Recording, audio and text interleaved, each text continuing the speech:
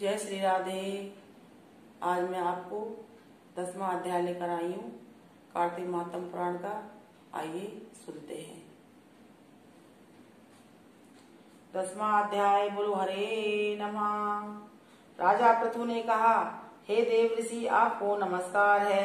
कृपा कर आप यह कहिए कि जिस समय भगवान शंकर ने अपने माथे का वह तेज क्षीर सागर में डाल दिया तो उस समय क्या हुआ। नारद जी ने कहा, हे राजन, जब भगवान शंकर ने अपना वह तेज क्षीर सागर में डाल दिया तो उस समय वह शीघ्र ही बालक होकर गंगा सागर के संगम पर बैठकर संसार को भय देने वाला रुदन करने लगा। इसके रुदन से समस्त संसार व्याकुल हो उठा। लोकपालों के मन में भी श्री व्याकुलता हुई। चराचर चलायमान हो गया। शंकर सुवन के रुदन से ब्रह्मांड व्याकुल हो गए।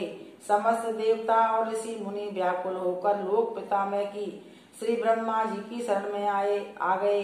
सबने मिलकर श्री ब्रह्मा जी को प्रणाम किया, स्तुति की। फिर कहा, पितामह, यह तो बड़ा भयंकर समय उपस्थित हुआ है। हे महायोगिन, इसका नाश कीजिए।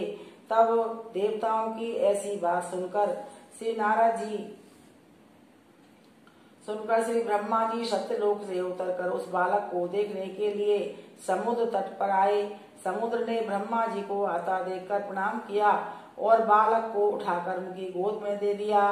तब विस्मित होकर श्री ब्रह्मा जी ने पूछा, हे सागर, तुम शीघ्र कहो कि यह बालक किसका है। समुद्र ने विनम्र शब्दों में कहा, प्रभु, यह तो मैं नहीं जानता, किंतु मुझे इतना अवश्य ज्ञात है कि यह गंगा सागर के संगम पर प्रकट हुआ है। अतएव हे जगत गुरु, आप इस बालक का जाति कर्म आदि संस्कार कीजिए, इसका जातक फल बताइए।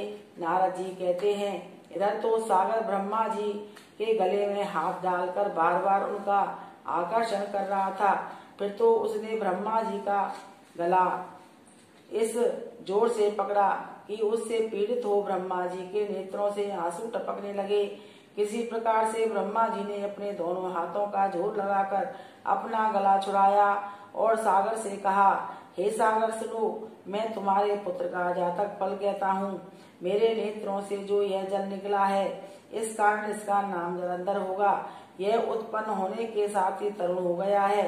इससे यह सब शास्त्रों का परागामी, पराक्रमी, महावीर, जवान, महायोद्धा और रण दुर्मद होगा। यह बालक सब दैत्यों का आदिपति और भगवान विष्णु को जीतने वाला होगा तथा यह कहीं भी न हारेगा।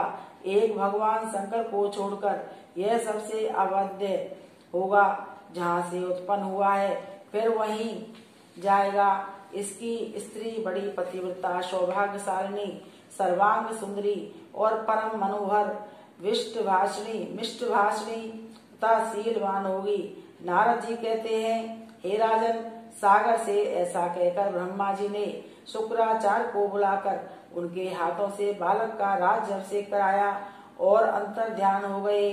फिर तो बालक को देखकर सागर बड़ा ही प्रसन्न हुआ और घर आ गया।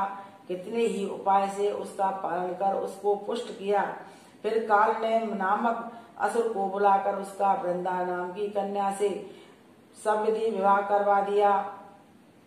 उस विवाह में बड़ा उत्सव हुआ। श्री शुक्राचार्य के प्रभाव से स्त्री सहित जलंधर दैत्यों पर राज करने लगा। बोलो कार्तिक महात्म पुराण की जय। बोलो वृंदावन बिहारी लाल की जय।